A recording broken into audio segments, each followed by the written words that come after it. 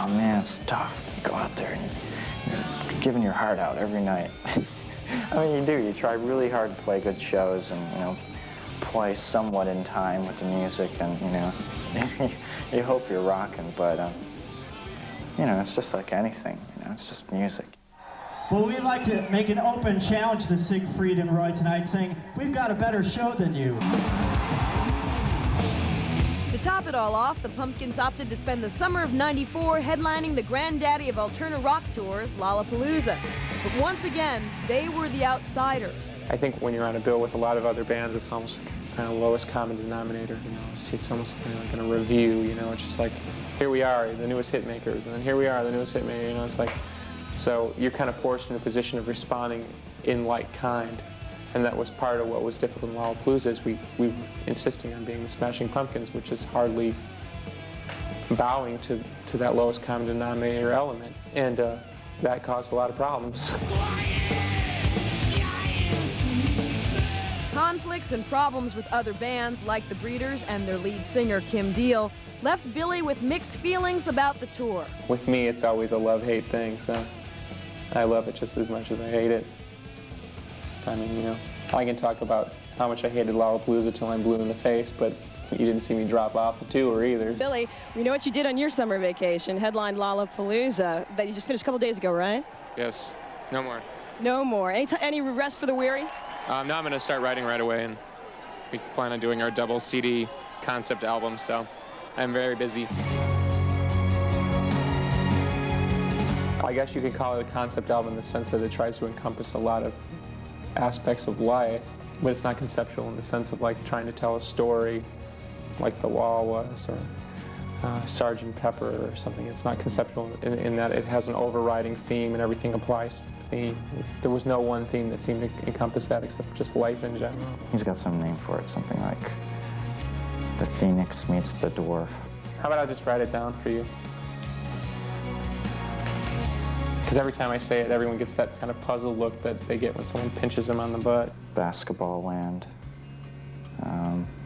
Baseball City, I think is one of the titles we're kicking around.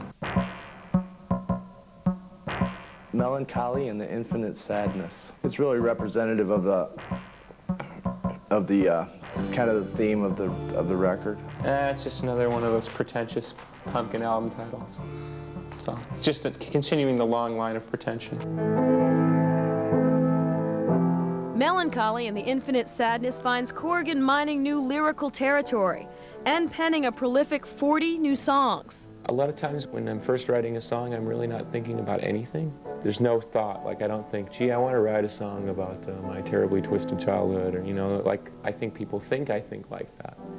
I think I sit down and I just want to write a good piece of music, and oftentimes the music that I write seems to dictate, at least in my own mind, the emotional scope. I think lyrically it's probably the strongest record we've ever done. I mean, some of the lyrics that Billy's written on this record have just blown me away. I mean, made me want to weep. Boredom's in the bathroom, shaking out the loose tea. Sally's in the stirrups, claiming her own destiny. On the first album, I felt that the subject matter was extremely personal. I didn't care if anybody got it. On the second album, I wanted to express what I wanted to express personally, but it was also with a keen eye to communicate. Whereas like this one, I think the subject matter is a little more worldly. The world is a vampire. It's Corrigan's subject matter, drawn from his own life experiences, that's often been scrutinized by rock critics. Most of the bad reviews that the Pumpkins have ever got always harken back to like my lack of so-called integrity. It's always a question of where I'm coming from. And those people don't understand my life.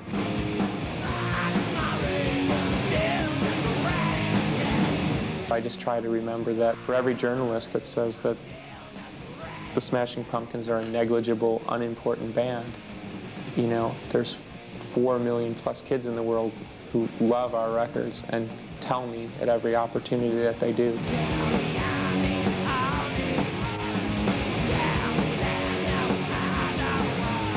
I mean this in all sincerity. I really wrote this record not really giving two shits about what anyone was really going to think about it. The constant thing was, does it rock me? Does it rock the band? because I just don't care. I just don't care.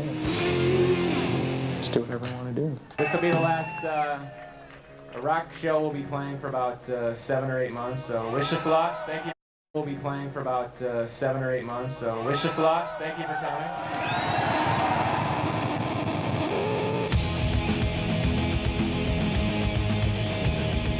It's way too self-conscious at first.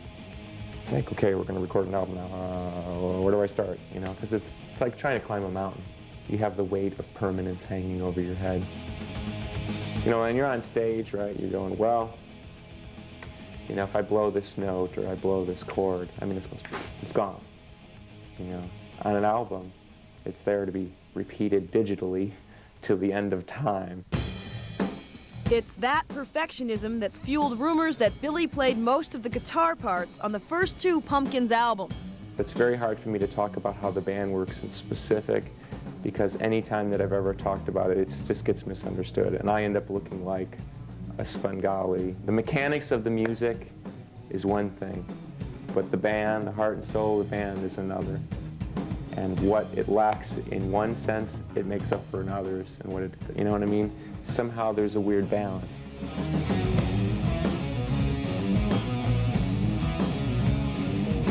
People generally think that he does it all, but the 3 other personalities in the band definitely shape the music for the better or for the worse. On Melancholy and the Infinite Sadness, the Pumpkins parted ways with longtime producer Butch Vig, opting for a new direction and producer, techno dance whiz Flood, whose credits include U2's Achtung Baby and 9 Inch Nails' The Downward Spiral. Billy approached me because he liked certain things that I'd done in the past that had broken people's accepted opinions of those particular bands, and he wanted to do exactly that for this band. Well, he's English, and I don't even want to talk about it. No, he's a great guy. Flood is very different than Butch. He tends to go for the emotional content of a song, which is really what I try and go for. Where Butch was a little bit more of a perfectionist. Butch wanted flawless performance. Flood wants convincing emotion. Okay, well let's do that, because it sounds a bit, it's not much guts to it at the moment. Right. He's just coming at it from every other angle. And he really embodies the sense of excitement about making records that I really feel. He's got that childlike, you know, like we talk about, you know, it's like how kids talk about baseball players, that's how we talk about albums. Hey, Flood, can you hear me? Yeah. Can I just do this one thing real quick? Okay. I just want to see if it works, and if it does, then I'll just know it. It'll only take a minute. Everybody knows how to play the riffs, so I'll just play it.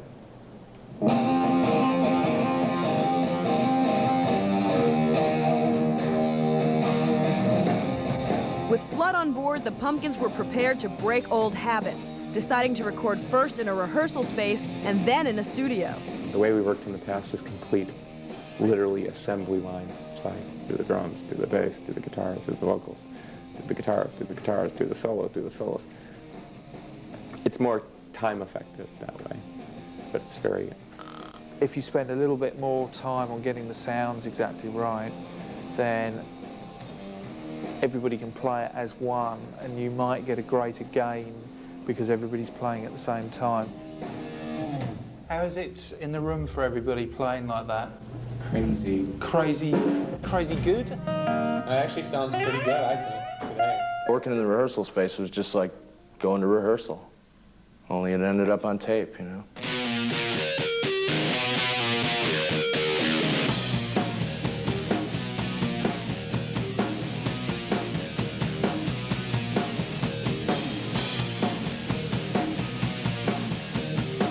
At this stage, one would hope that maybe half of what we do here ends up on the record. There's no reason at all why we shouldn't be able to utilise this for the end product. I think it was really productive, and I hope that everyone agrees with me. When you hear the new record, it's like, you know, it's like hitting the reset button on a love affair. It's like, if you spend a lot of time with somebody you love, you tend to get, you know, short-sighted, and you kind of look past what initially attracted you to them, and then, you know, one day they'll do something and you'll say, oh, that's it, you know, that's why So it's good. Every record I think is like a rebirth for us.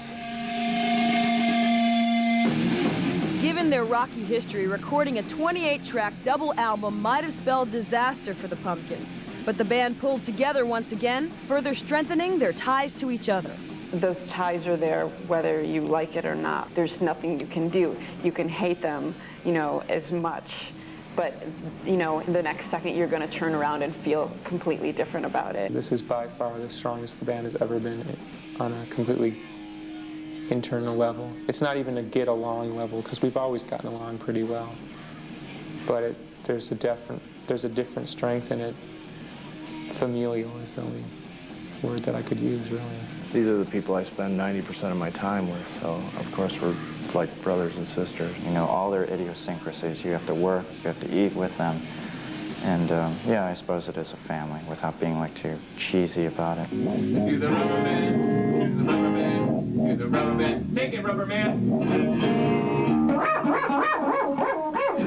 While the four are bound by their friendship and ambition, the future of the Smashing Pumpkins is as unpredictable as its members. My fear is that, you know, Jimmy Chamberlin plays the hits of the Smashing Pumpkins, featuring, like, you know, I don't know who we would have on lead, like the guy from Radiohead on lead vocals, you know. I don't know, the other guys are starting to talk about how they feel old and they can't rock anymore.